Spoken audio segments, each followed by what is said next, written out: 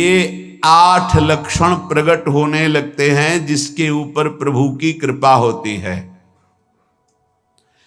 हमारे ऊपर प्रभु की कृपा है, ये हम कैसे पहचाने?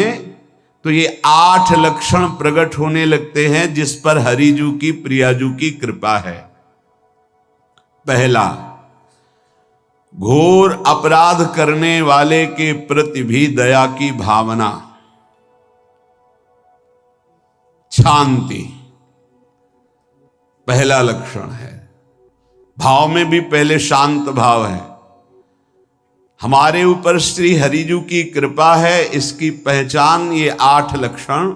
पहला, शांति, अर्थात घोर अपराधी के प्रति भी गुस्सा ना क्षमा करना, ये हरि की कृपा का लक्षण है।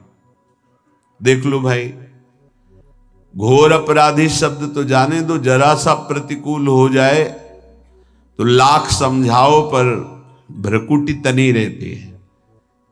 ईर्ष्या, द्वेष, मात्सर्य, द्रोह, ये उपासक के हृदय की विषय नहीं, ये तो गंदे विषयी पुरुषों के हृदय के लक्षण हैं। जहां ईर्ष्या है, मात्सर्य है, द्वेष है, द्रोह है, ये कुमति के लक्षण है, ये सुमति के लक्षण नहीं, ये हरि कृपा पात्र के लक्षण नहीं। आपसे जो अपराध कर रहा है, द्रोह कर रहा है, आपका क्षमा बल ये हरि प्रसाद से होता है। शांति, क्षमा बल,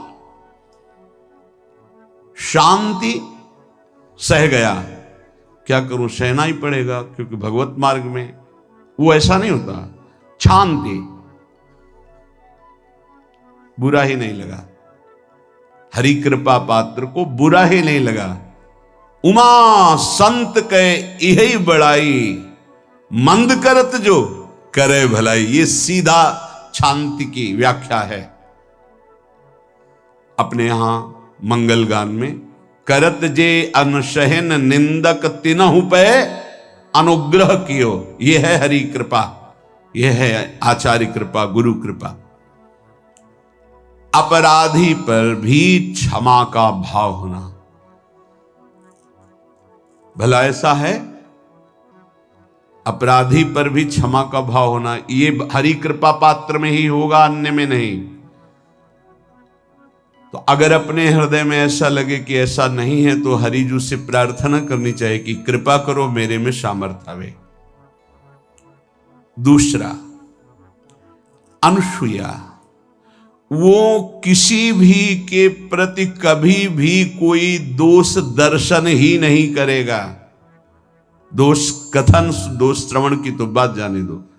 अनुसूया, दूसरों के गुणों में दोष ढूंढना, ये नहीं होता। हरि कृपा पात्र में ये नहीं होता। ये सब भजन के नाश करने वाले, जैसे पहला अपराधी पर क्रोध कर देना, तो माया ने भेजा इसीलिए था कि तुम्हारे साथ व्यवहार ऐसा करे कि तुम क्रोध करो, क्रोध करोगे तुम्हारी ऊर्जा शक्ति नष्ट हो जाएगी, अध्यात्म में जो चलने की थी। और कहीं तुमने संकल्प कर लिया तो भजन शक्ति नष्ट हो जाएगी। तो अगर भजन बल है तो गया, जरूर उसको दंड मिलेगा, पक्का मिलेगा, 100% मिलेगा, लेकिन आप खाली हो गए।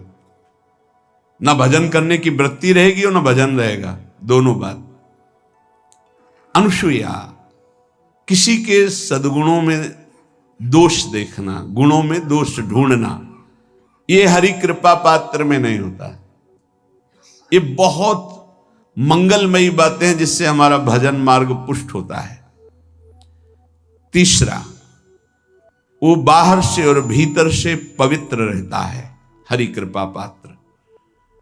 शौचाचार का ज्ञान होना चाहिए, वस्त्र आपके पवित्र होने चाहिए, ये बाहरी जल रज आदि के द्वारा बाहरी पवित्रता। और निष्कपटता, निश्चलता, सत्य भाव, ये अंदर की पवित्रता है। अगर कपट है, छल है, असत्य है, तो हृदय मलिन रहता है। भीतर और बाहर से पवित्र रहना, इसमें खास बात क्या है? भीतर और बाहर से पवित्र रहने में, भीतर और बाहर से सदैव पवित्र कौन रह सकता है?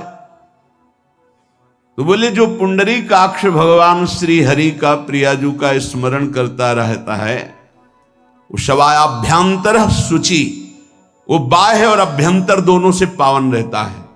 तीसरी जो कृपा का लक्षण है, अर्थात वो सदैव भगवत चिंतन परायण, शौचाचार का पालन करने वाला, बाहर और भीतर से हरि कृपा पात्र पवित्र रहता है। लघु शंका में जल पात्र में रखा जाता है, जनेंद्रिय को पवित्र किया जाता है, फिर हाथ रज से धो के, फिर कुल्ला करके, आचमन करके, पैर धोकर, ऐसे पवित्र आचरण, ऐसे पशुवत व्यवहार ठीक नहीं। कुछ लोग ऐसी गलती करते हैं कि जिसमें शौच हुआ जाता है उसी में बैठकर लघु शंका करते, तो सारे वस्त्र, पूरा शरीर अपवित्र हो गया आपका। अब तो अटैच बाथरूम की व्यवस्था माया ने कर दी है। हमें लगता है कि शौचालय अलग होना चाहिए और स्नान गृह अलग होना चाहिए, थोड़ा ही चाहे भेद हो, अंतराय होना चाहिए पवित्रता के लिए। अब ये शौचालय है, यही स्नान करना है, यही लघु शंका करनी है, तो पवित्रता का निर्वाह नहीं हो पाता। यदि जिस उस जगह आप शौच करते हैं, जो बैठकर उसी पे बैठ के लघु शंका करते हैं, तो आपको पूरा वस्त्र सहित स्नान करना चाहिए पवित्रता के, तभी बुद्धि भ्रष्ट हो जाती है। आपको मंत्र का निरंतर चलना ये कठिन पड़ जाएगा। पवित्रता का निर्वाह करो। देह राग मिटने के बाद एक स्थिति आती है, अवधूत स्थिति, उसमें फिर शरीर की पवित्रता का कोई संबंध नहीं रह जाता। पर अभी तो संबंध है ना देह भाव से, तो बहुत होश से लघु शंका ऐसे करें कि आपके पैरों में, वस्त्रों में छिट्टी ना पड़े, पवित्र रहें।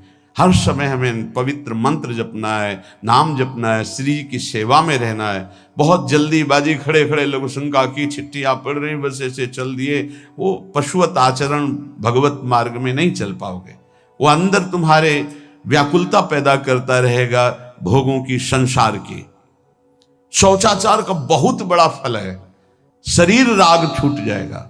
ये बात समझ लो, शरीर राग छूट जाएगा।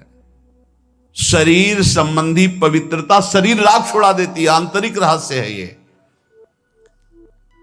चौथा,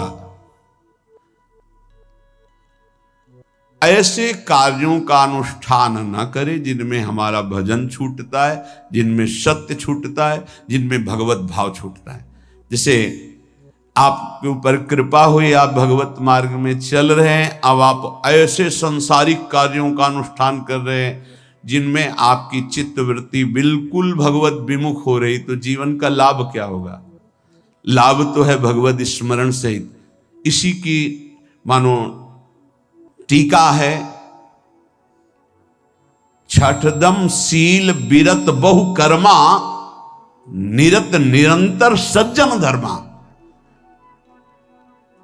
शीलवान और ऐसे कर्मों से विरत जिनसे भगवत विस्मरण होता है, जो सज्जन पुरुषों के द्वारा धर्मानुष्ठान होते हुए उन्हीं का अनुष्ठान, ऐसे कर्मों में ना जाए जिससे भगवत विस्मरण होता है। जैसे कल एक ने प्रश्न किया कि मैं खाता तो नहीं हूं, लेकिन मांस के दुकान में मांस बेचता हूं, होटल आदमी, क्या उचित है? ये उचित कैसे हो सकता है? तुम और भी तो व्यापार कर सकते हो। जरूरी है धर्म का पालन करने की इच्छा करते हो, धर्म आचरण करते हो, ऐसा नहीं। तो विरत बहु कर्मा, उन कर्मों से हमें विरत रहना है जो हमारे धर्म के विरुद्ध है, जो भजन के विरुद्ध है। हरि कृपा पात्र ऐसे कर्मों का अनुष्ठान कर ही नहीं सकता। और शारीरिक श्रम इतना जिससे हमारा भजन का तार ना टूटे। जब भजन का अभ्यास किया जाता है तो हर कार्य को सुचारू रूप से करते हुए एकाग्रता भजन में रखी जाती है। हम वो कार्य जल्दी से कर ही नहीं सकते जिसमें भजन छूट जाए और कार्य पूरा हो। नहीं, हम कार्य करेंगे, हमें छोड़ दीजिए, हम अपने चिंतन से युक्त होते ही बिल्कुल कार्य करेंगे। जैसे कई साधक हैं, उपासक हैं, बड़े अच्छे उपासक हैं, उनको आप कार्य दीजिए कि आप पानी गर्म कर दीजिए, पात्र बहुत सुंदर साफ होगा, पानी बहुत गर्म, लेकिन आप कह दीजिए कि 5 मिनट में गर्म करके ले, तो उनसे असंभव नहीं होगा, छोड़ दीजिए उनको। आप वो मतलब ऐसा कार्य करेंगे प्रशंसनीय, पर वो समय से उनका एक सिद्धांत है, बहुत अच्छा लगता है। और अपने को पता है इससे जल्दीबाजी नहीं होनी, पात्र मार्जन करना है, छोड़ दीजिए, आप उसको टोकिएगा नहीं, आप जल्दी मांझ के, उससे नहीं होने वाला। वो तनिक भी दोष नहीं रहने देगा पात्रों में। राधे राधे प्यारे भक्तों, आप हमारे चैनल पर नए और पहली बार है तो हमारे चैनल को सब्सक्राइब करें और साथ ही साथ नोटिफिकेशन को भी ऑन कर दीजिए, ताकि ऐसी कोई भी माहिती प्रभु जी की वीडियो आए तो आपको सबसे पहले मिलती रहे। तो मिलते हैं दोस्तों को ऐसे ही नए और मज़ेदार टॉपिक के वीडियो के साथ, तब तक सभी को बाय बाय।